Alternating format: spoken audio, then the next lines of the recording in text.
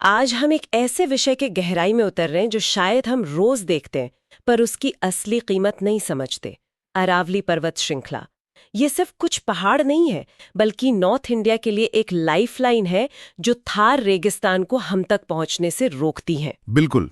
और हाल ही में 20 नवंबर 2025 को सुप्रीम कोर्ट ने एक ऐसा फैसला सुनाया है जिसने इन पहाड़ों के भविष्य पर, आप कह सकते हैं, नई दिशा तय की है। और ये पूरा मामला एक बहुत ही सीधे से सवाल से शुरू हुआ। एक पहाड़ी किसे कहते हैं? हाँ, सुनने में कितना आसान लगता है ना। बिल्कुल। लेकिन इसी एक सवाल के जवाब पर दिल्ली, हरियाणा, राजस्थान और गुजरात में माइनिंग का पूरा खेल टिका हुआ था। सही बात है। और आज हमारी इस पूरी चर्चा का आधार है सुप्रीम कोर्ट का वो ऑफिशियल जजमेंट। तो हम इसी की पड़ताल करेंगे और समझेंगे कि कोर्ट ने पर्यावरण और आर्थिक जरूरतों के बीच वो नाजुक संतुलन बनाने की कोशिश कैसे की है। तो चलिए शुरू करते हैं। सबसे पहले ये समझना जरूरी है कि अरावली को बचाने की इतनी बात हुई क्यों रही है। मतलब ये सिर्फ कुछ पहाड़ ही तो हैं? देखिए, ये सवाल बहुत वाजिब है और इसका जवाब जजमेंट में भी सबसे पहले दिया गया है। कोर्ट कहता है कि अरावली पृथ्वी पर सबसे पुरानी भूवैज्ञानिक संरचनाओं में से एक है। सबसे पुरानी? हिमालय से भी? अरे, हिमालय से तो करोड़ों साल पुरानी। ये अब एक बहुत ही नाजुक और काफी हद तक घिस चुकी पर्वत श्रृंखला है और ये एक ग्रीन शील्ड, एक हरी दीवार की तरह काम करती है। ग्रीन शील्ड, इसका असल में मतलब क्या है? ये काम कैसे करती है? इसे ऐसे समझिए कि ये एक नेचुरल बैरियर है, एक दीवार जो पश्चिम से आने वाली रेगिस्तान की धूल भरी आंधियों को रोकती है। अच्छा। और मॉनसून की हवाओं को आगे बढ़ने में मदद करती है।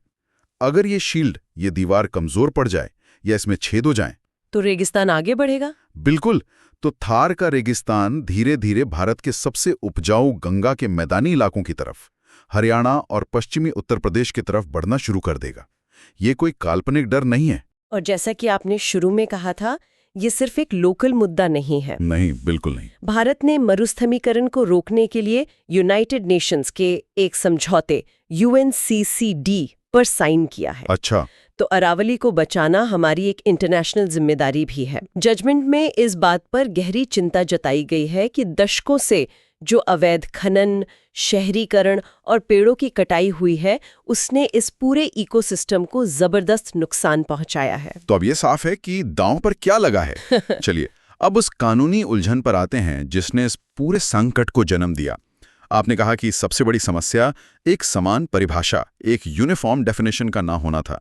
ये उलझन क्या थी? उलझन ये थी कि अरावली 4 राज्यों में फैली है, गुजरात, राजस्थान, हरियाणा और दिल्ली, और हर राज्य में अरावली हिल की अपनी अलग अलग परिभाषा थी। मतलब कोई एक कॉमन डेफिनेशन थी ही नहीं। या थी तो बहुत वेग थी। इसी कंफ्यूजन का फायदा, इसी लूपहोल का फायदा अवैध खनन करने वाले उठा रहे थे। मतलब एक राज्य में जो जमीन कानूनी तौर पर पहाड़ है और प्रोटेक्टेड है, हो सकता है बॉर्डर पार करते ही दूसरे राज्य में वो सिर्फ एक ऊंची जमीन हो जहां माइनिंग अलाउड हो। एग्जैक्टली, बिल्कुल यही हो रहा था। और इसी वजह से कोई एक समान नियम लागू करना नामुमकिन था। तो सुप्रीम कोर्ट ने 9 मई 2024 को एक आदेश दिया और एक हाई पावर्ड कमेटी बनाने को कहा। और इस कमेटी में कौन कौन थे? इसमें देश की सबसे बड़ी संस्थाओं को शामिल किया गया है। पर्यावरण मंत्रालय, चारों राज्यों के वन विभाग के सचिव, फॉरेस्ट सर्वे ऑफ इंडिया जो सैटेलाइट से जंगलों की मैपिंग करती हैं। हाँ, और जियोलॉजिकल सर्वे ऑफ इंडिया जो जमीन के नीचे की चट्टानों को समझती है। मतलब जंगल और पत्थर दोनों के माहिर एक साथ बैठे ताकि एक साइंटिफिक और यूनिफॉर्म डेफिनेशन तैयार हो सके। और यहीं से मामला असल में बहुत दिलचस्प हो जाता है। कमेटी ने अपनी रिपोर्ट दी और एक परिभाषा सुझाई।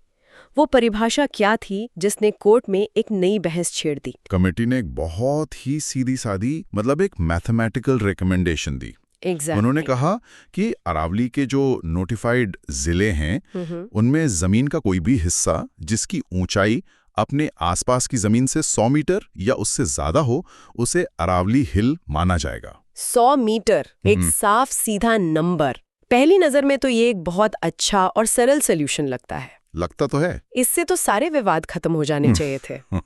लेकिन असल में हुआ इसका उल्टा।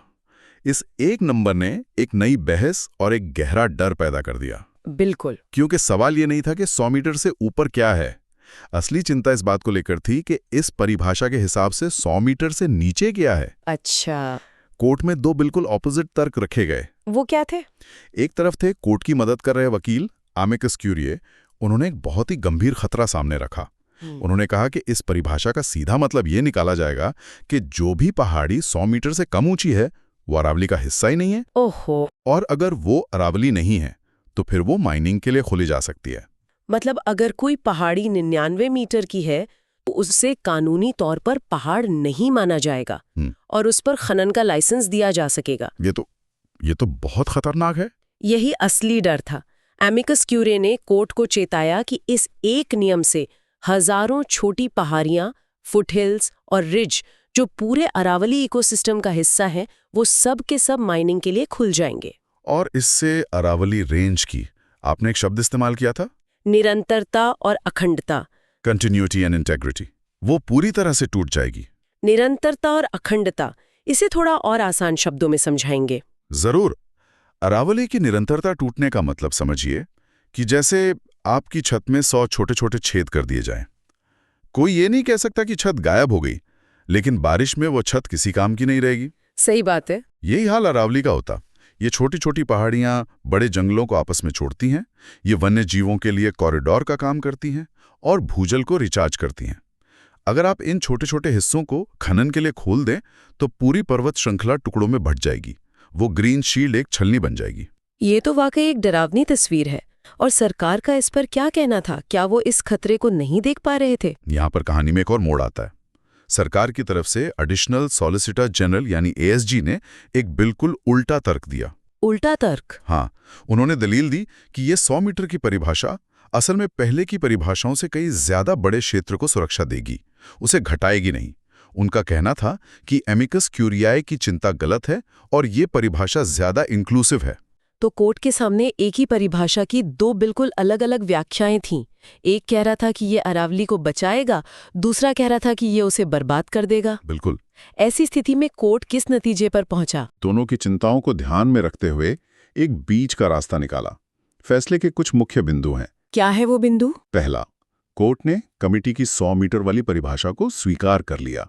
उन्होंने माना कि अस्पष्टता को खत्म करने के लिए एक साफ गणितीय नियम की जरूरत है। यानी 100 मीटर का नियम अब लागू है। तो क्या एमिकस क्यूरिये की जो चिंताएं थीं उन्हें नजरअंदाज कर दिया गया? नहीं, यहीं पर कोर्ट ने एक बहुत बड़ा सुरक्षा कवच, एक सेफ्टी नेट जोड़ दिया। और फैसले का यही दूसरा और सबसे महत्वपूर्ण हिस्सा है। और वो क्या है? कोर्ट ने आदेश दिया कि 100 मीटर की परिभाषा को अंधाधुंध लागू करने से पहले पूरे अरावली क्षेत्र के लिए एक management plan for sustainable mining यानी MPSM तैयार किया जाएगा। मैनेजमेंट प्लान, ये सुनने में काफी भारी भरकम लगता है। इसका असल में मतलब क्या है? ये प्लान सिर्फ कुछ नियमों की किताब नहीं होगी। ये एक तरह से पूरी अरावली रेंज का एक साइंटिफिक हेल्थ चेकअप होगा। Health checkup? हाँ, इसे ICFRE जैसी विशेषज्ञ संस्था बनाएगी। इस प्लान में सैटेलाइट इमेजरी, जियोलॉजिकल सर्वे और इकोलॉजिकल स्टडीज के आधार पर पूरे अरावली के नक्शे बनाए जाएंगे। और उन नक्शों में क्या दिखाया जाएगा? उन नक्शों में 3 तरह के इलाकों को साफ साफ पहचाना जाएगा। एक, वो इलाके जहां सुरक्षित तरीके से माइनिंग की इजाजत दी जा सकती है। ठीक है। 2, वो इलाके जो पर्यावरण की दृष्टि से बहुत ज्यादा संवेदनशील हैं, जैसे घने जंगल, वाटर रिचार्ज जोन या वाइल्ड लाइफ कॉरिडोर। इन जगहों पर माइनिंग पूरी तरह से प्रतिबंधित होगी, चाहे उनकी ऊंचाई कुछ भी हो। अच्छा, तो ऊंचाई का नियम वहां लागू नहीं होगा? नहीं होगा। और तीसरा, वो इलाके जिन्हें खनन से नुकसान पहुंचाया है और जिन्हें अब कंजर्वेशन और रेस्टोरेशन की सख्त जरूरत है। तो अगर मैं सही समझ रही हूँ, 100 मीटर की परिभाषा एक शुरुआती फिल्टर है, लेकिन किसी भी जगह माइनिंग होगी या नहीं, इसका अंतिम फैसला ये वैज्ञानिक मैनेजमेंट प्लान करेगा। आपने बिल्कुल सही पकड़ा। कोर्ट ने नियम भी और विवेक भी वाला फैसला दिया है। 100 मीटर का नियम एक स्पष्ट आधार देता है, लेकिन MPSM ये सुनिश्चित करेगा कि इस नियम का इस्तेमाल पर्यावरण को नुकसान पहुंचाने के लिए ना हो। तो इस फैसले का तत्काल असर क्या होगा? क्या कल से ही नई खदानें खुल सकती हैं? नॉन, बिल्कुल नहीं। और यही इस फैसले का सबसे बड़ा और तत्काल असर है। कोर्ट ने साफ शब्दों में कहा है कि जब तक ये MPSM बनकर तैयार नहीं हो जाता, तब तक अरावली में कोई भी नई माइनिंग लीज नहीं दी जाएगी। कोई भी नई lease? No new mining leases, period. मतलब एक तरह से नई माइनिंग पर अनिश्चित काल के लिए रोक लगा दी गई है, जब तक ये पूरा वैज्ञानिक प्लान तैयार ना हो जाए। बिल्कुल, एक टेम्पररी फ्रीज है। जो कानूनी खदानें पहले से चल रही हैं वह चलती रहेंगी, लेकिन उन्हें भी पर्यावरण सुरक्षा के कड़े नियमों का पालन करना होगा। और कोर्ट ने एक और प्रैक्टिकल बात कही। उन्होंने कहा कि माइनिंग पर पूरी तरह से प्रतिबंध लगाना भी सही नहीं है। क्यों? क्योंकि उनका पिछला अनुभव कहता है कि जब भी कहीं कंप्लीट बैन लगता है तो वहां अवैध खनन और माफिया को बढ़ावा मिलता है, और वो पर्यावरण के लिए और भी ज्यादा खतरनाक होता है। तो आज की इस चर्चा का निचोड़ ये है कि सुप्रीम कोर्ट ने अरावली के लिए 100 मीटर की एक नई परिभाषा तो तय कर दी है, लेकिन इसके साथ ही किसी भी नए खनन पर तब तक के लिए ब्रेक लगा दिया है जब तक कि एक व्यापक वैज्ञानिक मैनेजमेंट प्लान नहीं बन जाता। हाँ, यह फैसला सिर्फ पहाड़ों या खनन के बारे में नहीं है। ये उत्तर भारत की हवा, पानी की सुरक्षा और रेगिस्तान को रोकने से जुड़ा है। अब इस प्राचीन पर्वत श्रृंखला का भविष्य इस बात पर निर्भर करेगा कि यह मैनेजमेंट प्लान कितनी अच्छी तरह से, कितनी ईमानदारी से बनता है, और सबसे जरूरी, कितनी सख्ती से लागू होता है। बिल्कुल बिल्कुल। और यहाँ हम सुनने वालों के लिए एक विचार छोड़ जाते हैं। कोर्ट ने अपने फैसले से सस्टेनेबल माइनिंग यानी टिकाऊ खनन का एक रोड मैप बनाने की कोशिश की है।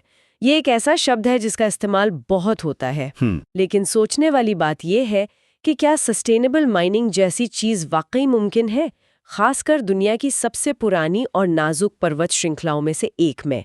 या ये एक ऐसा विरोधाभास है, एक ऑक्सीमोरन है जिसे हल करना लगभग नामुमकिन है?